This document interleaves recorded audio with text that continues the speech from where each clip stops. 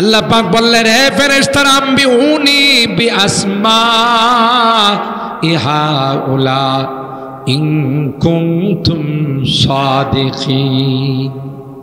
তোমরা তো মনে মনে বলেছিলে তোমরা অনেক জ্ঞানী, তোমরা অনেক জাননেওয়ালা। যদি তাই হয় তার বাস্তবায়ন করো, তার প্রমাণ দাও।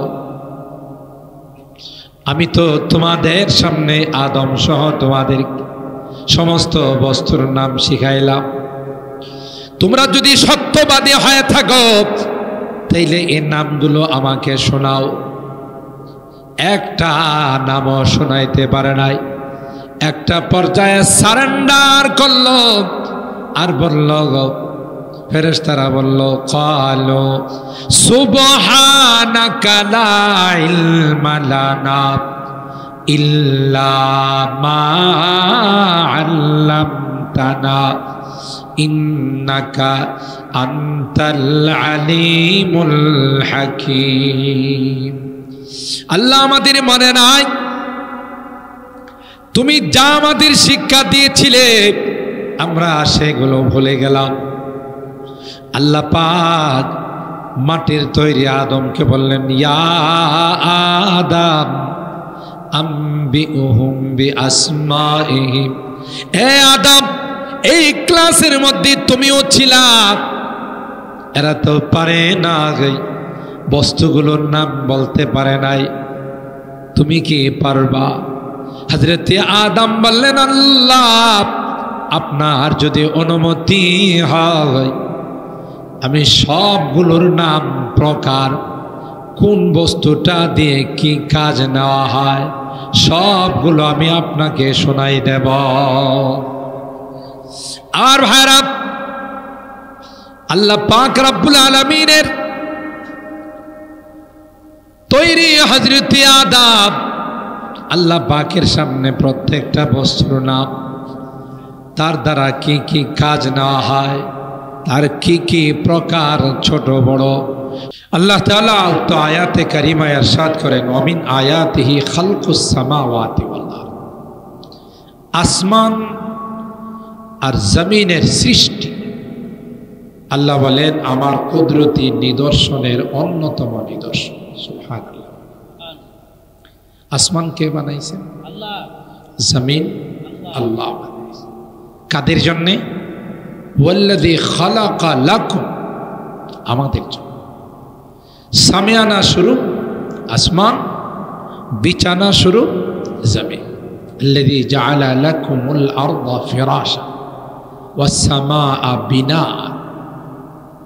স্পষ্টভাবে আল্লাহ বলে দিয়েছেন আসমানটা তোমাদের জন্য সামিয়ানা স্বরূপ, আর জমিনটা তোমাদের জন্য বিছানা স্বরূপ। পৃথিবীর মধ্যে কোনো মাটি ছিল না, আল্লাহ এই মাটি আবিষ্কার করছে। শুধু পানি আর পানি। ওখান থেকে সর্বপ্রথম যে মাটির আবিষ্কার করলেন মক্কা শরীফে খানায়ে কাবার ভিটার, যেখানে আল্লাহ তার ঘর খানায়ে কাবা ফেরেশতা দিয়ে বানাইছে। ইন্না আউওয়ালা বাইতি উদিআ লিন-নাস লাল্লাযী বিবাক্কাতা মুবারাকান ওয়া হুদাল লিল আলামিন। সর্বপ্রথম ঘর পৃথিবীতে কার ঘর? বলেন বলেন। ইন্না আউওয়ালা বাইতি উদিআ লিন-নাস লাল্লাযী বিবাক্কাতা মুবারাকান ওয়া হুদাল লিল আলামিন। আল্লাহ বলেন, পৃথিবীর মানুষেরা, পৃথিবীর মধ্যে সর্বপ্রথম যে ঘর আমি আল্লাহ বানাইছি এটা আমার জন্য নয়, তোমাদের ফায়দার জন্য। সুবহানাল্লাহ। বরকতময় ঘর। আল্লাহ বলেন এই বরকতময় ঘর উদিআ লিন-নাস, মানব জাতির কল্যাণের জন্য। তোমরা এখানে এসে তাওয়াফ করবে, আমি আল্লাহ প্রতিটা চক্করে তোমাদের জীবনের গুনাহগুলো মাফ করে দেব। শুধু তাই নয়, যদি তোমরা এই মসজিদের দিকে আমার ঘরের দিকে যদি তাকাইয়া থাকো রে, আমি আল্লাহ প্রতিটি দৃষ্টিতে তোমাদের আমল নামায় বৃষ্টি করে রহমত নাজিল করে দেব। এই ঘর যখন বানানো শেষ হয়ে গেল, হযরত আদমকে দিয়ে আল্লাহ বানাইলেন, হযরত শীস আলাইহিস সালামকে দিয়ে আল্লাহ বানাইলেন। এইভাবে অনেকবারই ঘর বানানো হলো। হতে হতে হযরতে ইব্রাহিম খলিলুল্লাহ এবং ইসমাইল জাবিউল্লাহ বাপ বেটা মিলে ঘরকে বানানোর পর ইব্রাহিম আলাইহিস সালামকে আল্লাহ বললেন, ওয়াআযিন ফিন্নাসি বিল হজ্জ ইয়াতুকা রিজালান ওয়া আলা কুল্লি দামিরি ইয়াতিনা মিন কুল্লি ফাজ্জিন আমিক। সাইয়েদনা হযরত ইব্রাহিম আল্লাহ বললেন, রে ইব্রাহিম, গোটা বিশ্বের মানুষকে তুমি এলান দাও, ঘোষণা দাও, এরা যেন জীবনে একবার হলেও আমার ঘরকে জিয়ারত করে যায়। গোটা বিশ্বের মানুষ, তাফসীরের কিতাবে আসে ইব্রাহিম খলিলুল্লাহ খানায়ে কাবার সামনে দাঁড়ায় গোটা বিশ্বের মানুষকে এলান দিল, আওয়াজ দিল, ইয়া আইয়ুহান নাস ইন্নাল্লাহা বানা লাকুম বাইতান ওয়া আওজাবা আলাইকুমুল হজ্জ ফাআজিবু রাব্বাকুম ফালতাফাতা ইয়ামিনান ওয়া শিমালান ওয়া শারকান ওয়া গারবা। গোটা বিশ্বের মানুষ কি ইব্রাহিম আলাইহিস সালাম ডাক দিয়ে বলেন, হে বিশ্বের মানব সকল, আল্লাহ পাক রব্বুল আলামিন তোমাদের জন্য একটি ঘর বানাইছেন, তোমাদের জন্য জীবনে তোমাদের উপর একবার হজকে ফরজ করে দিয়েছে। তোমরা তোমাদের রবের ডাকে সাড়া দিয়া জীবনে একবার হলো এই ঘর জিয়ারত করে যাও। যখন তুমি জিয়ারত করে ঘরে যাবে, আল্লাহ তোমাকে নিষ্পাপ করে তোমার ঘরে ঢুকাইবে। তাহলে টোটাল এই ঘরটাকে আল্লাহ বানাইছেন মানব জাতির হিদায়াতের জন্য, মানব জাতির কল্যাণের জন্য। কথা বলেন ঠিক কিনা?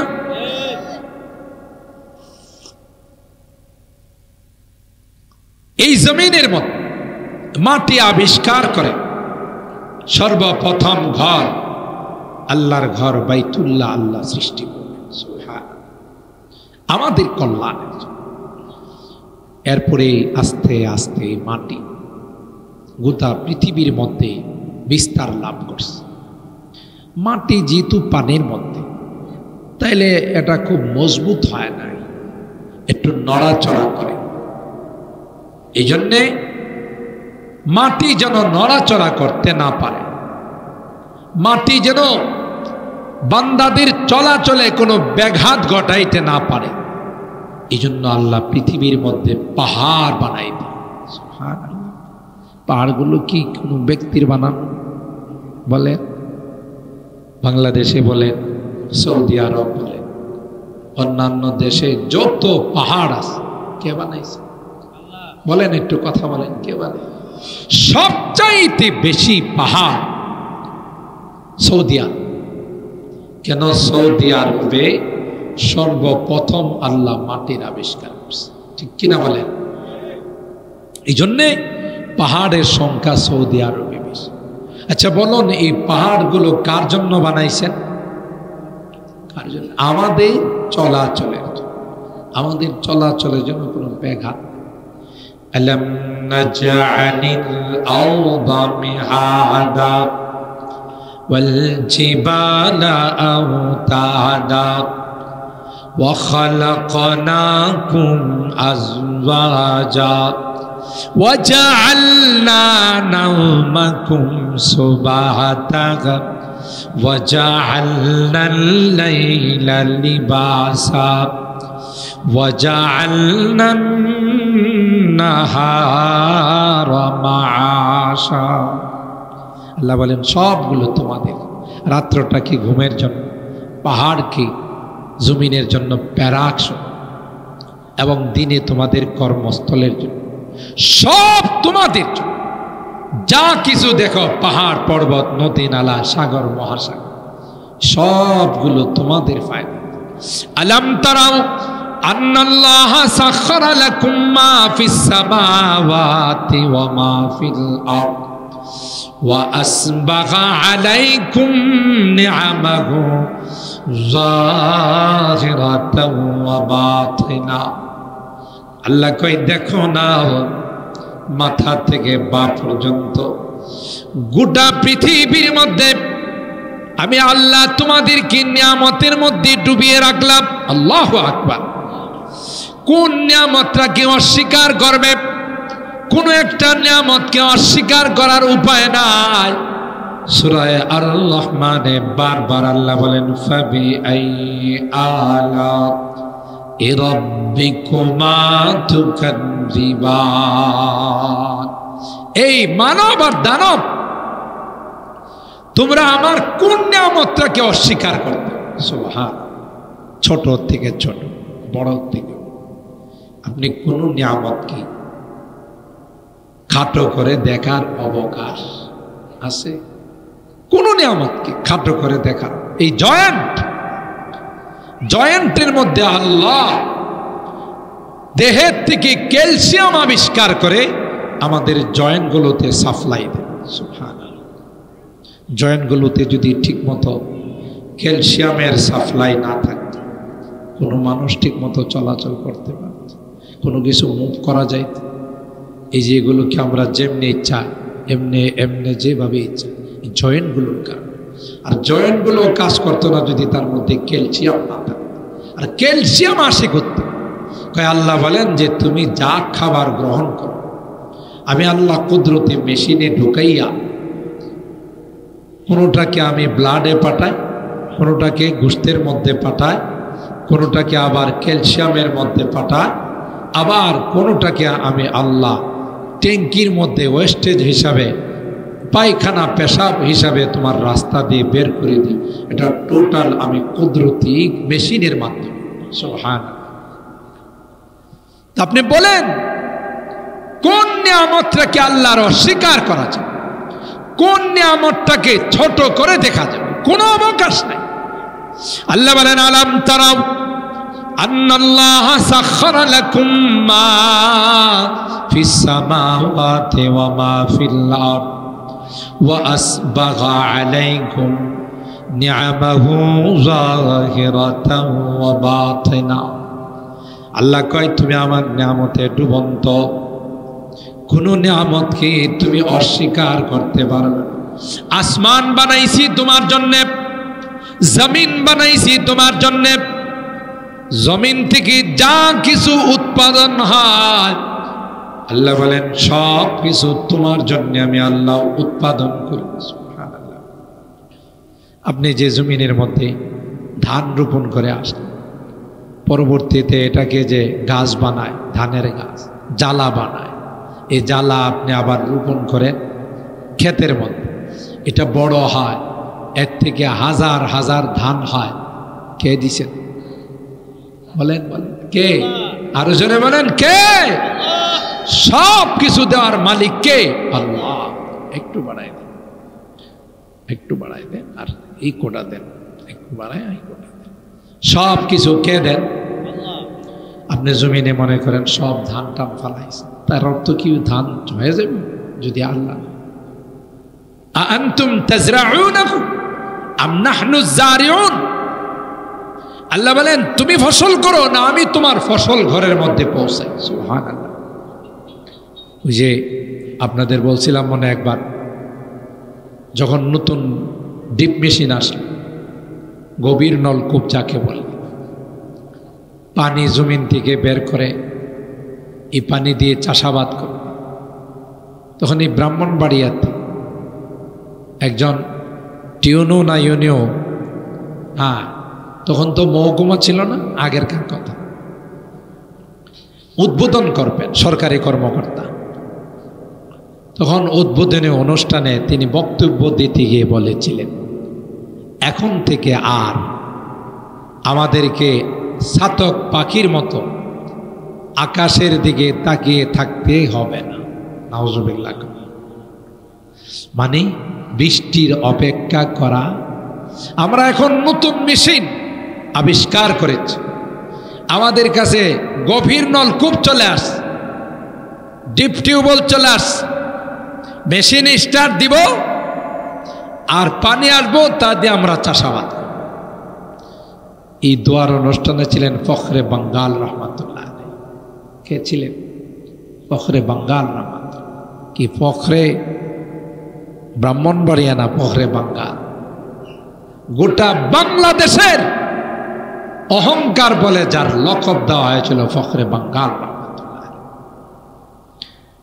এরা তো আল্লাহর ওলি মানুষ, এরা তো কাউকে ভয় করে।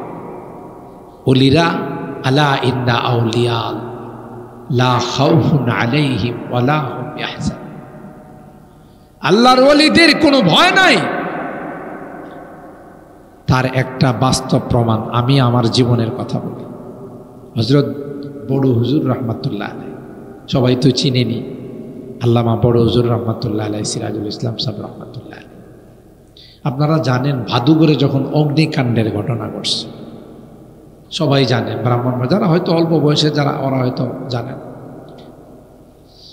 ভাদুঘরের বিভিন্ন বাড়িতে আগুন লাগায়া পুড়ে দেওয়া হয়েছে। এটার একটা প্রেক্ষাপট ছিল আমি চাক্ষুষ, তার প্রমাণ।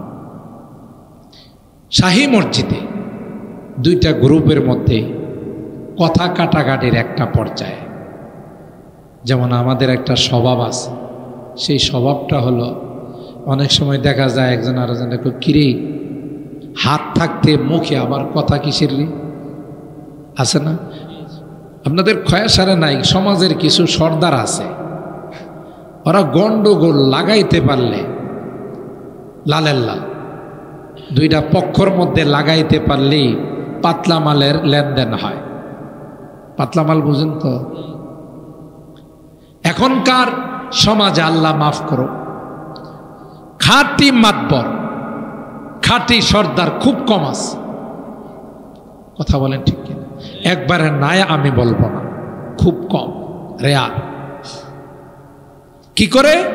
একটা পক্ষ যদি আয়সা ওনার কাছে বিচার দেয় যে অমুক পাড়ার অমুক মহল্লার অমুকে আমার সাথে খারাপ আচরণ করছে, আপনারে জানাই গেলাম,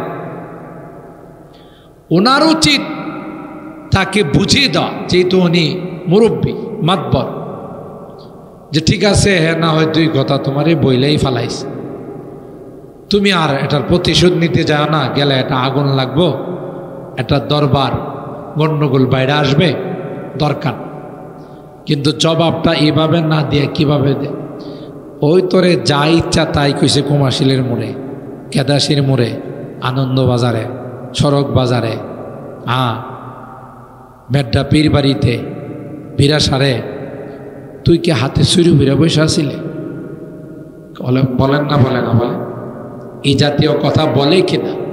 এটা বলার দ্বারা কি গন্ডগোলটা থামাইল না আর আগুন জ্বালাইল? কোথাইলে আপনি যেহেতু বললেন, তাইলে কিন্তু আমি এটা কালকে প্রতিশোধ দিব। দেখা গেল এটার মধ্যে গন্ডগোল আরো বাড়ায়া দুইটা পক্ষের মধ্যে একটা পর্যায়ে খুনাখুনির পর্যায়ে চলে যায়। ঠিক কিনা বলে? খুনাখুনির পর্যায়ে চলে যা, লাস্ট পর্যন্ত অনেক বড় বিশাল দরবার সালিশ হয়। এতে করে মাঝখান থেকে ফায়দাটা নেয় ওই যে মাতবর লাগাইছে, হ্যাঁ, কারণ দুই পক্ষই তার কাছে যাবে, গেলেই পাতলা মালের বিনিময় হবে। কথা কয় না? পাতলা মালের লেনদেন হয়। আর এই পাতলা মাল পায়া যে বিচার করে, এই বিচার কোনোদিন সঠিক আর নেই বিচার হতে পারে না। এটা নিঃসন্দেহে দুই নম্বরে বিচার। তো যাই হোক, একটা পর্যায়ে ওখানে কথা কাটাকাটির পর্যায়ে হয়তো কিছু হাতাহাতি,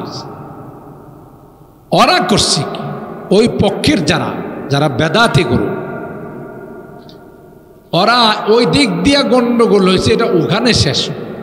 কিন্তু তা না করে হজরত বড় হুজুর রহমতুল্লাহ আলাইহির বাড়ির যে মাদ্রাসা, যে মাদ্রাসায় মাসুম তালেব এলেমরা লেখাপড়া করতেছে, ওদের ওর সাথে কোনো সম্পর্ক নাই। বাইরে কি হইতেছে, কারা কি করতেছে, ওরা বড় বড় লাঠি নিয়ে আরো বিভিন্ন অস্ত্র শস্ত্র নিয়ে আইসা সুজা বড় হুজুর রহমতুল্লাহ আলাইহির বাড়ির মাদ্রাসার ছোট ছোট বাচ্চাদের উপর হামলা করছে, এদেরকে মারধর করছে, মসজিদের উপর হামলা করছে, মসজিদের ফ্যান ট্যান এগুলো সব ভেঙ্গে চুরমার করছে।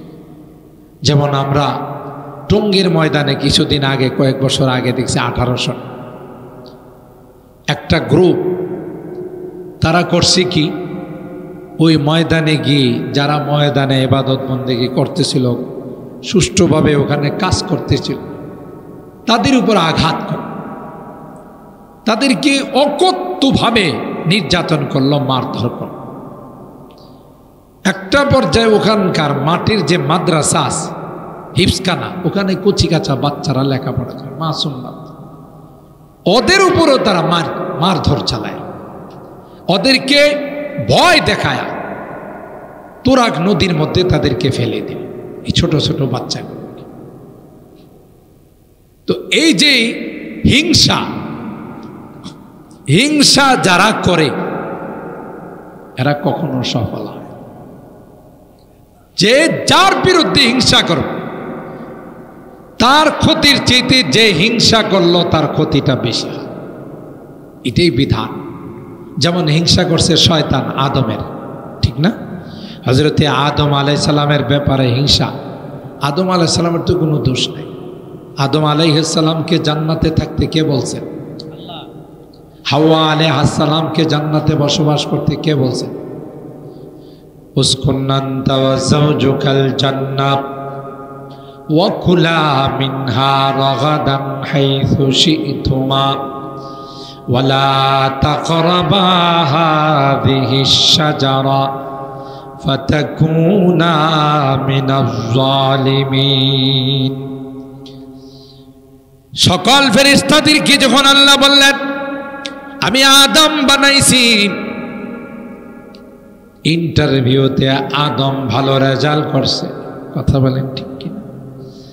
আদমকে নিয়ে যখন আল্লাহ ফেরেশতাদের সামনে ইন্টারভিউ নিলেন, আল্লাহ পাক বললেন হে ফেরেশতারা আম্বিউনি বিআসমাই হাউলা ইন কুনতুম সাদিকিন। তোমরা তো মনে মনে বলেছিলে তোমরা অনেক জ্ঞানী, তোমরা অনেক জাননেওয়ালা, যদি তাই হয় তার বাস্তবায়ন করো, তার প্রমাণ দাও। আমি তো তোমাদের সামনে আদম সহ তোমাদের সমস্ত বস্তুর নাম শিখাইলাম, তোমরা যদি সত্যবাদী হয়ে থাকো তাইলে এই নামগুলো আমাকে শোনাও। একটা নামও শোনাইতে পারে নাই।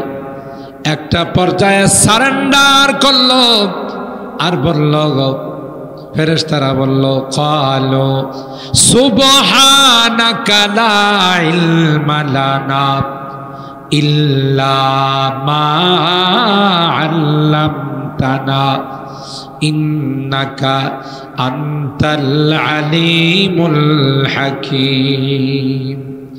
আল্লাহ আমাদের মনে নাই, তুমি যা আমাদের শিক্ষা দিয়েছিলে আমরা সেগুলো ভুলে গেলাম।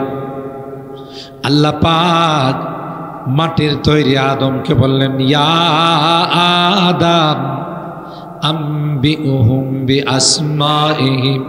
হে আদম, এই ক্লাসের মধ্যে তুমিও ছিলা, এরা তো পারে না, বস্তুগুলোর নাম বলতে পারে নাই, তুমি কি পারবা? হযরত আদম বললেন আল্লাহ আপনার যদি অনুমতি হয় আমি সবগুলোর নাম প্রকার কোন বস্তুটা দিয়ে কি কাজ নেওয়া হয় সবগুলো আমি আপনাকে শোনাই দেব। আর ভাইরা, আল্লাহ পাক রব্বুল আলামিনের তৈরি হযরত আদম, আল্লাহ পাকের সামনে প্রত্যেকটা বস্তুর নাম, তার দ্বারা কি কি কাজ নেওয়া হয়, তার কি কি প্রকার ছোট বড় সবগুলো এক বৈঠকের দরবারে শুনিয়ে দিলেন।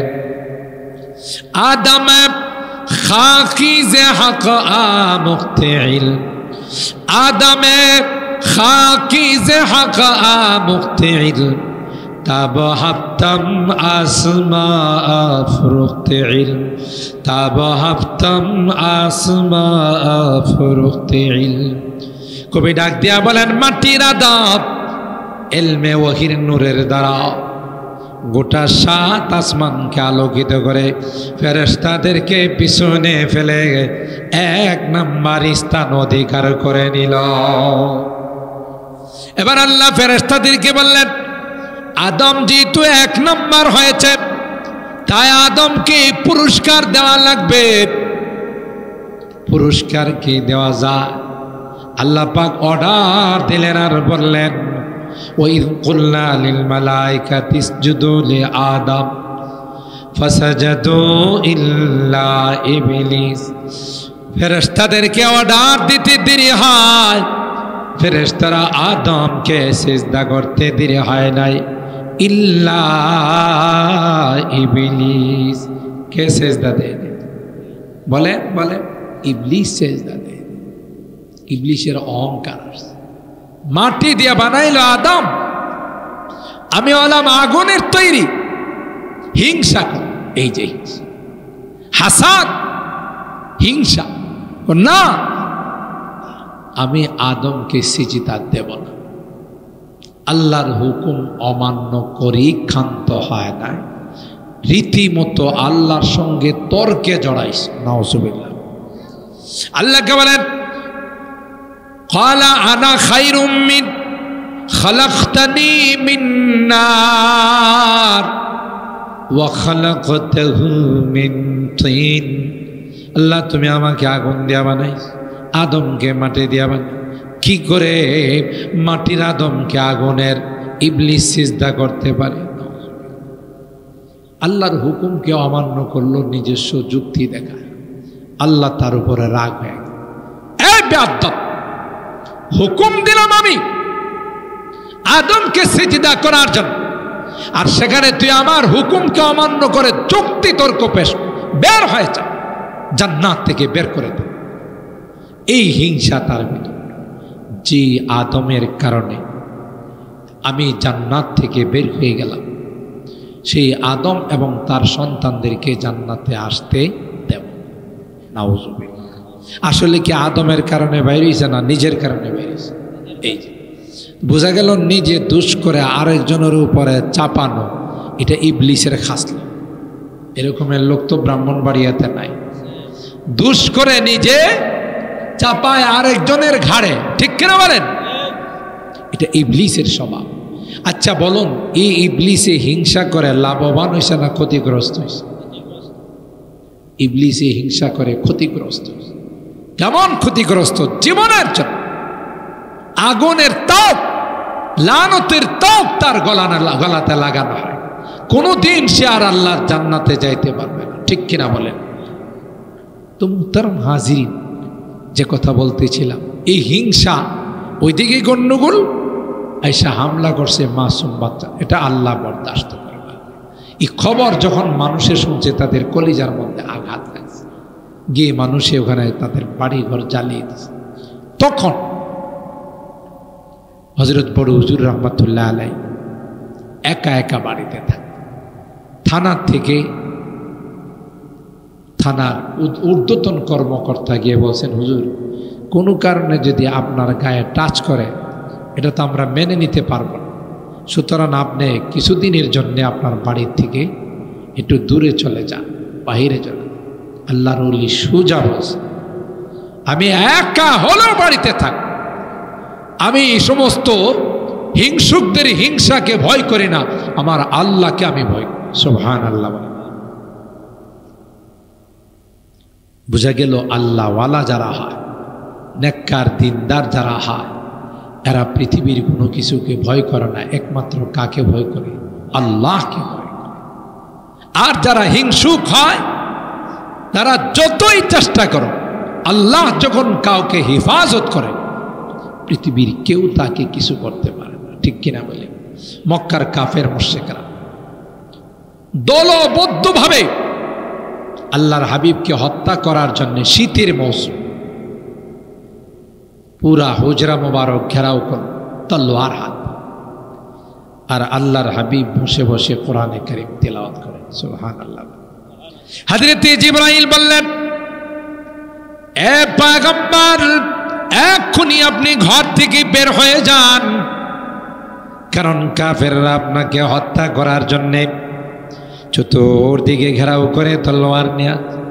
আল্লাহর নবী কয়, কি করে আমি বাহির হব? চতুর্দিকে তো ঘেরাও, কোনো কিছুর দরকার না হয়, আপনি হাতের মুষ্টির মধ্যে কিছু বালু নিয়া আপনি শুধু বলবেন শাহাতিল ওযু, আমি আল্লাহ ওই বালুগুলোকে প্রত্যেকটা কাফেরের চোখের মধ্যে পৌঁছাই দিব। আর ভাইরা, ওই বালুগুলো যখন আল্লাহর হাবিবের হাত থেকে আল্লাহ পাক কাফের মুশরিকদের চোখের মধ্যে পৌঁছাই দিল, মরিচের গোড়ার মতো জ্বালা পোড়া শুরু হয়। হাত দিয়ে কসলা গাই তলোয়ার গুলো নিচে পড়ে গেল। আল্লাহ পাক হাবিবকে ডাক দেয়া কয়, আপনি দেরি করেন না, সুজা আপনার হুজরা মোবারক থেকে বের হয়ে যান। সুবহানাল্লাহ। হিংসুকরা হিংসা করে পারে নাই, কে রক্ষা করছে? জোরে বলেন, কে? আল্লাহ। আল্লাহ পাক কোরআনে কারীমের মধ্যে বলেন, ওমা রামাইতা ইয রামাইতা ওয়ালাকিন্নাল্লাহা রামা। এ পয়গম্বর, আপনি যখন একদিকে বালু মেরেছিলেন, আপনি মেরেছিলেন একদিকে গব, চতুর্দিকে আমি আল্লাহ কুদরতি ভাবে পৌঁছে দিয়েছিলাম। পারে নাই, হিংসা করে ষড়যন্ত্র করে আল্লাহর হাবিবকে এবং তার মিশনকে থামাইতে পারে না। ঠিক কিনা বলেন? থামাইতে পারছে? আল্লাহর হাবিবেরই মিশনকে থামাইতে পারে।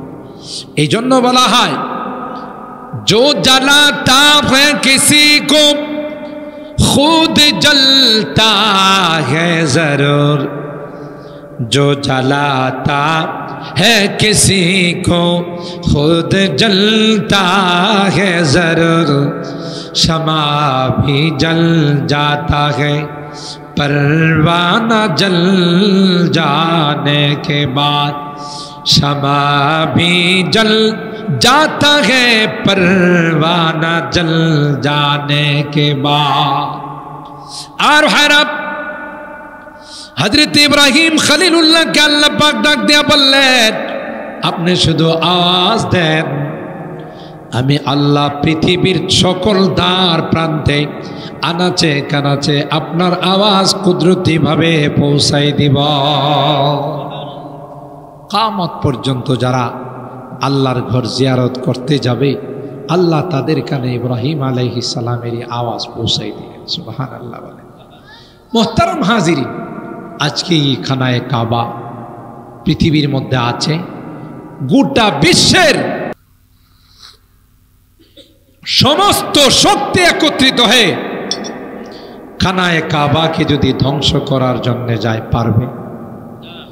সৌদি সরকারের কোনো বিমান বাহিনী, নৌবাহিনী, সেনাবাহিনীর দরকার হবে না।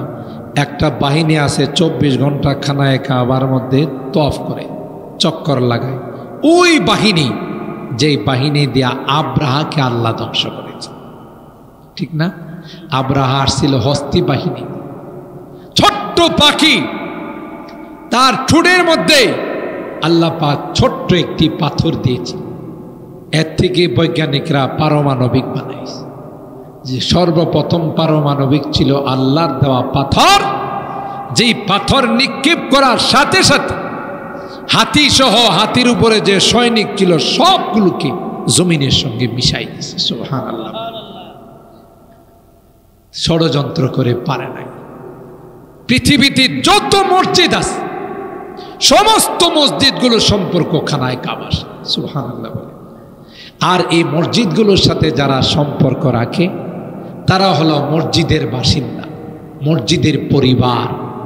এই মসজিদগুলো যখন বগি হয়ে কুচ হয়ে খানায় কাবা ইঞ্জিনের সঙ্গে মিলে যাবে তখন সবগুলোকে নিয়ে প্যাসেঞ্জার নিয়ে খানায় কাবা রওনা দিবে সোজা আল্লাহর জান্নাতের দিকে। সুবহানাল্লাহ। কার দিকে? আল্লাহর জান্নাতের দিকে। যারা মুসল্লি, যারা মসজিদের বিভিন্ন কাজে আন্তরিকতার সাথে সহযোগিতা, রমজান আসছে, হুজুর মসজিদে ইফতার মাহফিল, আমি 5,000 টাকা দিলাম, রোজাদাররা আমার এই টাকা দিয়ে ইফতার করে, এখানে ইমাম মুয়াজ্জিন হাফেজ সাহেবদের আমি হুজুর যেহেতু ওনারা আমাদেরকে কোরআন শোনাইতেছি তাদের আমি মেহমানদারি করব স্বেচ্ছায়। এই বিষয়ে যখনই আন্তরিকতার সাথে মসজিদের সাথে কলব দিয়ে সম্পর্ক রাখবে আল্লাহ বলেন এরা হয়ে গেল আমার মসজিদের বাসিন্দা। সুবহানাল্লাহ। আর কিয়ামতের কঠিন ময়দানে এই মসজিদ তার প্যাসেঞ্জারদেরকে বাসিন্দাদেরকে নিয়ে সুজা রওনা দিবে আল্লাহর জান্নাতে। আল্লাহু আকবার। মোহতারাম হাজিরিন, তাই আমি যে কথা বলতেছিলাম যে আসমান আর জমিন আল্লাহ পাক কাদের জন্য বানাইছেন? আমাদের জন্য। এবং এই যে ভাষার পরিবর্তন, রঙের পরিবর্তন, মানুষের কালচারের পরিবর্তন, এটাও আল্লাহর পক্ষ থেকে আসছে। সুবহানাল্লাহ। আমরা মাতৃভাষা আমাদের বাংলা, সৌদিদের মাতৃভাষা আরবি, ঠিক না? মিডল ইস্টে যারা আছে, পাকিস্তানিদের মাতৃভাষা উর্দু, ইন্ডিয়ানদের মাতৃভাষা হিন্দি, তাই না? এটি কি নরেন্দ্র মোদী হিন্দি ভাষা বানাইছে? পাকিস্তানের সরকার উর্দু ভাষা বানাইছে? বাংলাদেশের শেখ মুজিব কি বাংলা ভাষা বানাইছে? কথা কার? বরং এই ভাষা কে দিছে? আল্লাহ বলেন ওয়াখতিলাফু আলসিনাতিকুম ওয়া আলওয়ানিকুম, তোমাদের ভাষার পরিবর্তন, তোমাদের রঙের পরিবর্তন, যেমনি ভাবে আমি আল্লাহ আসমান আর জমিন বানাইছি পৃথিবীর মানুষের জন্যে ভাষাগুলো আমি আল্লাহ বানাইছি। তোমরা যে বাংলা ভাষায় কথা বলো, বাংলাদেশে জন্মাইছ তাই বাংলা ভাষা দিয়ে কথা বলো, সৌদি আরবে জন্মাইলে আরবি ভাষা দিয়ে কথা, পাকিস্তানে জন্ম নিলে উর্দু ভাষা, ইন্ডিয়াতে জন্ম নিলে হিন্দি ভাষা। আল্লাহ কয় পৃথিবীর মধ্যে যত ভাষা এই সবগুলো ভাষা আমি আল্লাহর সৃষ্টি। আরো মজার ব্যাপার, হযরতে আদমকে যখন আল্লাহ বানাইলেন, যে ঘটনা একটু আগে বললাম, বানায়া যখন আল্লাহ বললেন আদম প্রত্যেকটা জিনিসের নাম বলে দাও, হযরতে আদম কখনো জিনিসগুলোর নাম আরবিতে বলে, কখনো ইংলিশে বলে, কখনো ফার্সিতে বলে, কখনো উর্দুতে বলে, কখনো হিন্দিতে বলে। সুবহানাল্লাহ। বলে যে কয়টা ভাষা হযরতে আদম আল্লাহর দরবারে উপস্থাপন করেছিলেন, আল্লাহ ডাক দেয়া কয় আদম এই প্রত্যেকটা ভাষায় তোমার সন্তানদের ভাষা। তাহলে বোঝা গেল বাবা আমাদের বাংলা ভাষা তো আল্লাহর কাছে কথা কইছেন। সুবহানাল্লাহ। ইংরেজি ভাষায়, আরবি ভাষায়। তাইলে আন্তর্জাতিক মাতৃভাষা দিবস আসলে আমরা যে সিস্টেমে এটাকে পালন করি, আজকের আলোচনার দ্বারা যেহেতু আল্লাহ পাকের কুদরতি নিদর্শন, এই ভাষা আন্তর্জাতিক মাতৃভাষা দিবস আসলে প্রত্যেকটা মানুষের জন্য, বিশেষ করে আমরা যারা বাংলাদেশি, আমাদের জন্য উচিত 2 রাকাত নামাজ পড়ে আল্লাহর কাছে সালাত শুকর, যে আল্লাহ আমাকে তুমি বাংলা ভাষায় কথা বলাইতেছো, আমাকে কথা বলার বাক শক্তি দান করছো। অনেকে তো ইচ্ছা করলেও কথা বলতে পারে, বোবারা পারে, এই জন্য সালাত শুকর আদায়। কিন্তু আমরা যে সিস্টেমে যারা ভাষার জন্য আন্দোলন করছে, শাহাদত বরণ করছে, তাদের নামে গান বানাইছে। আচ্ছা বলুন, এরা জান দিয়ে এই ভাষাকে আন্তর্জাতিক ভাষার মান দিয়ে চলে গেছে। এদের নামে গান গাইলে কি কোনো লাভ হইল? এরা এখন যে জগতে আছে এই জগতে গানের কি কোনো হাদিয়া দেওয়া যায়? বরং এদের আত্মার মাগফিরাতের জন্যে 3 বার কুল হুয়াল্লাহ শরীফ পড়ে আল্লাহর কাছে দোয়া করলে তাদের আত্মা শান্তি পাবে। ঠিক কিনা বলেন? আমার উদ্দেশ্য এটাই ছিল যে আল্লাহ পাকের এই সকল কুদরতি নিদর্শনগুলো নিয়ে বিভিন্ন আয়াত আল্লাহ আমাদেরকে চিন্তা করার জন্য, ফিকির করার জন্য, যে তোমাদেরকে একটা চিন্তা শক্তি দিয়েছে, চিন্তা চেতনা দিয়েছে, তোমরা এগুলো দিয়ে তোমরা আমাকে গবেষণা করো, আমার কুদরতি নিদর্শনগুলোকে গবেষণা করো। কি হবে ফলাফল? ফলাফল তখন তোমাদের অন্তরে আমার আসমত, আমার বড়ত্ব বসবে। তাই তোমরা আমার হুকুমের বাহিরে চলবে না। ঠিক কিনা বলেন? আল্লাহ তাআলা আমাদেরকে আল্লাহর কুদরতি নিদর্শন নিয়ে গবেষণা করার, আসমান আর জমিনের সৃষ্টি নিয়ে আমাদেরকে ফিকির করার এবং আল্লাহর বড়ত্ব অন্তরে ঢোকানোর এবং এর অনুধাবন করে আমাদেরকে আল্লাহর হুকুম আহকামগুলো গোটা জিন্দিগিতে মানার, আল্লাহর ঘর মসজিদের সাথে সম্পর্ক রাখার, নবীর ঘর মাদ্রাসার সাথে, মাদ্রাসার থেকে যারা বের হয় নাই